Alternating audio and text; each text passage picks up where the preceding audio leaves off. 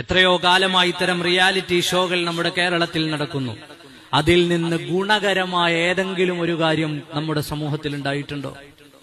ഈ അടച്ചിട്ട മനുഷ്യരെ മുഴുവനും ലോകത്തിന് കാണിച്ചു കൊടുക്കുന്നതിലൂടെ ഏതെങ്കിലും സമൂഹത്തിന് ഉപകാരപ്പെടുന്ന എന്തെങ്കിലും ഒന്നുണ്ടായിട്ടുണ്ടോ?